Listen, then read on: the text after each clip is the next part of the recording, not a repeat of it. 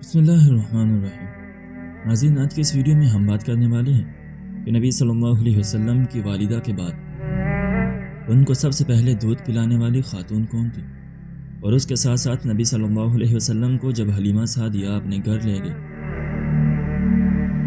تو ان کے ساتھ کون سے ایسے واقعات رونما ہوئے، یعنی نبی صلی اللہ علیہ وسلم کے بچپن میں کون سے ایسے واقعات ہوئے جن کو دیکھ کر لوگوں نے یہ سمجھا کہ یہ بچہ کوئی عام نہیں۔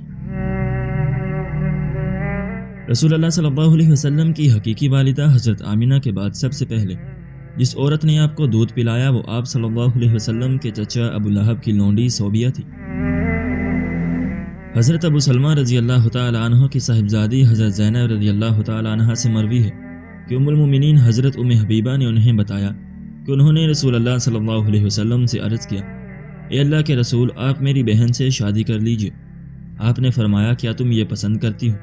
میں نے کہا، جی ہاں، پہلے بھی صرف میں ہی تو آپ کی بیوی نہیں ہوں، اس لیے میں اس بات کو پسند کرتی ہوں کہ اس خیر میں کسی اور کی وجہ میری بہن میرے ساتھ شریک ہو۔ اس پر نبی صلی اللہ علیہ وسلم نے فرمایا، میرے لیے یہ جائز نہیں، بیک وقت دو بہنیں ایک مرد کے نکاح میں نہیں آ سکتی۔ تب میں نے کہا، ہمیں معلوم ہوا ہے کہ آپ ابو سلمہ کی بیٹی سے نکاح کرنا چاہتے ہیں۔ آپ نے فرمایا، ام سلمہ کی بیٹی سے؟ میں نے کہا، جی ہاں۔ آپ نے فرمایا، وہ تو میری ربیبہ پچلگ ہے، میری بیوی ام سلمہ کی اس کے پہلے خاوند ابو سلمہ سے بیٹی ہے۔ اگر وہ میری ربیبہ نہ بھی ہوتی تب بھی وہ میرے نکاح میں نہیں آ سکتی تھی، کیونکہ وہ میرے رضائی بھائی کی بیٹی ہے۔ مجھے اور ابو سلمہ ہم دونوں کو صوبیہ نے دودھ پلایا ہے، تم مجھے اپنی بیٹیوں اور بہنوں سے نکاح کی پیشکش نہ کیا کرو۔ ام ایمن نے آپ صلی اللہ علیہ وسلم کی پرورش کی۔ آپ صلی اللہ علیہ وسلم کو ان کا دودھ پلانا ثابت نہیں ہے۔ آپ نبی کریم صلی اللہ علیہ وسلم کے والد گرامی عبداللہ بن عبد المطلب کی خادمہ تھی۔ آپ کا نام ام ایمن برکت اور آپ کا تعلق حبشہ سے تھا۔ جب رسول اللہ صلی اللہ علیہ وسلم بڑے ہوئے تو آپ نے ام ایمن کو آزاد کر دیا، پھر ان کا نکاح حضرت زید بن حارثہ سے کرا دیا۔ اللہ تعالیٰ نے انہیں اسامہ بن زید جیسا فرزند بھی عطا کیا۔ ام ایمن کا انتقال نبی کریم صلی اللہ علیہ وسلم کی وفات کے 5 ماہ بعد ہوا۔ حضرت حلیمہ سعدیہ کا تعلق قبیلہ بنو سعد سے تھا، انہوں نے بھی نبی صلی اللہ علیہ وسلم کو دودھ پلایا تھا۔ حلیمہ سعدیہ محمد مصطفیٰ کی ان برکات کے متعلق ہم سے ایک منفرد واقعہ بیان کرتی ہیں، جو برکات انہوں نے اپنی ذات، اولاد، بکریوں اور اپنے گھر میں محسوس کی۔ حضرت عبداللہ بن جعفر رضی اللہ تعالیٰ عنہ بیان کرتی ہیں کہ جب رسول اللہ کی ولادت باسعادت ہوئی تو بنو سعد بن بکر کے کچھ عورتیں، جن میں حلیمہ بنت حارث بھی تھیں، مکہ مکرمہ آئیں تاکہ عرب کے رواج کے مطابق شیر خوار بچوں کو رضاعت کے لیے حاصل کریں۔ حلیمہ سعدیہ بیان کرتی ہیں کہ میں سب سے پہلے روانہ ہونے والی عورتوں کے ساتھ اپنی سفید گدی پر سوار ہو کر چلی۔ میرے ساتھ میرے شوہر حارث بنت عبد العزیٰ بھی تھے۔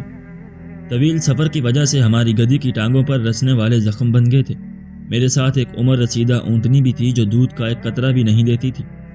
زمانہ بھی قحط سالی کا تھا، بھوک کی وجہ سے لوگ بہت مشکل میں تھے۔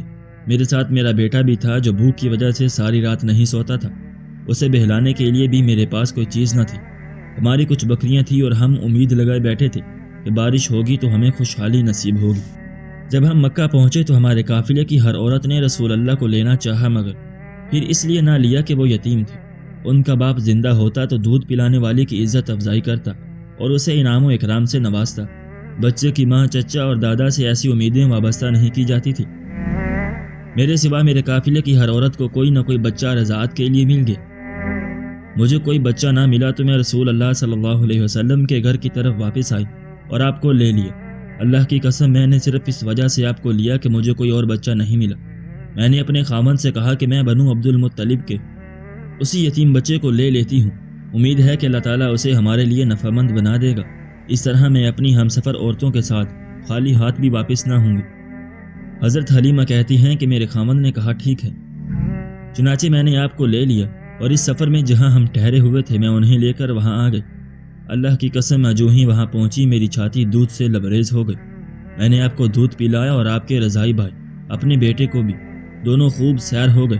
میرے خاوند اونٹنی کی جانب گئے تو دیکھا کہ اس کے تھن بھی دودھ سے بھرے ہوئے ہیں۔ انہوں نے اس کا دودھ دوہا، مجھے پلایا اور خود بھی پیا۔ ہم دونوں خوب سیر ہوئے۔ میرے خاوند نے کہا، حلیمہ تو نے کچھ محسوس کیے ہے؟ اللہ کی قسم، ہمیں تو بہت ہی بابرکت ہستی مل گئی ہے۔ اللہ نے ہمیں وہ کچھ دے دیا ہے جس کی ہم نے تمنا بھی نہیں کی تھی۔ حلیمہ فرماتی ہیں کہ ہم نے شکم سیری کی حالت میں بڑی پرسکون رات گزاری۔ اس سے قبل ہم اپنے بھوک سے بلبلاتے بچے کی وجہ سے سو بھی نہیں سکتے تھے۔ صبح ہم اپنی ہم سفر عورتوں کے ساتھ مکہ مکرمہ سے اپنے علاقے کی جانب روانہ ہوئے۔ میں اپنی سفید گدھی پر سوار ہوئی اور آپ کو اپنی گود میں لے لیا۔ اس ذات کی قسم جس کے ہاتھ میں حلیمہ کی جان ہے، وہ گدھی اس تیز رفتاری سے چلی کہ اس نے سارے قافلے کو پیچھے چھوڑ دیا، حتیٰ کہ سب عورتیں کہنے لگی، حلیمہ اسے روکو، کیا یہ وہی گدھی ہے جس پر تو ہمارے ساتھ آئی تھی؟ میں نے کہا ہاں وہی ہے۔ انہوں نے حیرت سے کہا کہ وہ تو آتے ہوئے خاصی زخمی ہو گئی تھی، اب اسے کیا ہوا ہے؟ میں نے جواب دیا، میں جس بچے کو لے کر اس پر سوار ہوئی ہوں وہ بچہ بڑا بابرکت ہے۔ حلیمہ سعدیہ فرماتی ہیں کہ ہمارا سفر جاری رہا، اللہ تعالی ہمیں مزید بلائیاں عطا کرتا رہا۔ بالآخر ہم اپنے علاقے میں پہنچ گئے۔ یہاں اسی طرح قحط سالی تھی، چرواہے صبح جاتے اور شام کو واپس آتے۔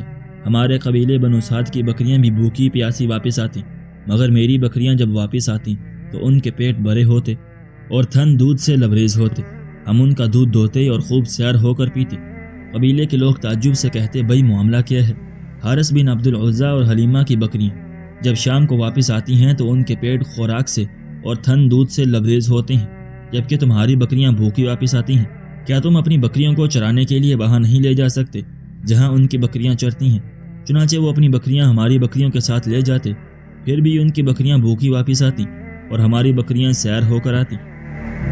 حلیمہ سعدیہ فرماتی ہیں کہ آپ کی نشوونما بھی بڑی حیران کن تھی، کوئی بچہ بھی اس طرح نشوونما نہیں پا رہا تھا۔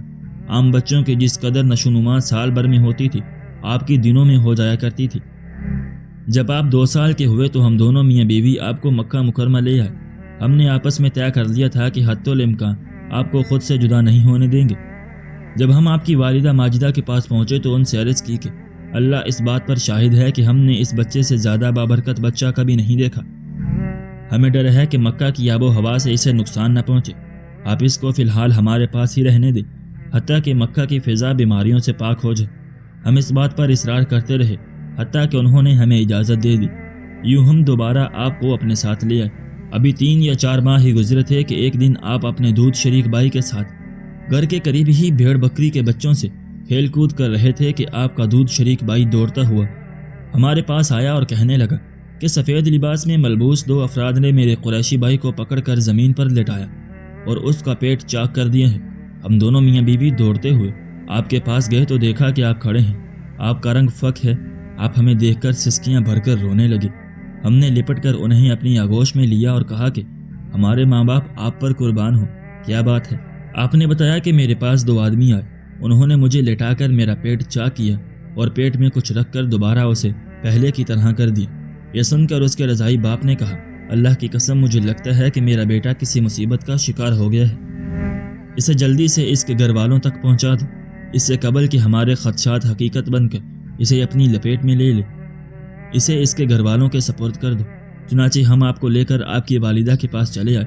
انہوں نے ہمیں دیکھ کر بڑے تعجب کا اظہار کیا اور پوچھا، کیا بات ہے؟ ہمارے کہنے کے بغیر ہی اس بچے کو واپس لے آئے ہو، حالانکہ تم انہیں اپنے پاس رکھنے کے شدید خواہش مند تھے۔ ہم نے کہا کوئی بات نہیں، اللہ کی توفیق سے مدت رضاعت مکمل ہو گئی ہے، ہمیں اپنی حاجت کے مطابق مسرتیں اور خوشیاں بھی حاصل ہو گئی ہیں۔ چنانچہ ہم نے اس بات کو ترجیح دی کہ آپ کی خواہش کے مطابق اس بچے کو آپ کی آغوش میں دے دیں۔ اس پر آپ کی والدہ نے کہا، معلوم ہوتا ہے کہ تمہارے ساتھ کوئی خاص سانحہ رونما ہوا ہے، بتاؤ کیا بات ہے؟ انہوں نے بہت اصرار کیا تو ہمیں تمام واقعہ بیان کرنا پڑا، جسے سن کر انہوں نے فرمایا، جو تم نے سمجھا ہے ایسا ہرگز نہیں ہوگا، اللہ کی قسم اللہ اسے کبھی ضائع نہیں ہونے دے گا، میرے اس بیٹے کی تو بہت بلند شان ہوگی۔ پھر انہوں نے کہا، کیا میں تمہیں اس کے بارے میں اہم بات نہ بتاؤں؟ اس بچے کا حمل بہت خفیف اور نہایت آسان تھا۔ حالت حمل میں میں نے خواب دیکھا کہ میرے اندر سے ایک نور نکلا جس سے بصرہ کے اونٹوں کی گردنیں روشن ہو گئیں، یا یہ بات فرمائی کہ بصرہ کے محلات روشن ہو گئے۔ پھر جب اس بچے کی ولادت ہوئی تو اس کی ولادت عام بچوں جیسی نہ تھی، اس نے اپنے ہاتھ زمین پر رکھ کر اپنا سر آسمان کی جانب اٹھا لیا تھا۔ بہرحال اب تم اسے لے آئے ہو تو اسے چھوڑ جاؤ، یہ کہہ کر انہوں نے اس بچے کو ہم سے لے لیا اور ہم واپس چلے۔ ناظرین، ہم امید کرتے ہیں کہ آپ کو آج کی ہماری یہ ویڈیو پسند آئی ہوگی۔ اگر آپ کو آج کی ہماری یہ ویڈیو پسند آئی ہے تو ہماری ویڈیو کو لائک کریں اور اپنے دوستوں کے ساتھ شیئر بھی ضرور کریں، اور اگر آپ نے ابھی تک ہمارا چینل سبسکرائب نہیں کیا تو ہمارے چینل کو بھی سبسکرائب کر لیں۔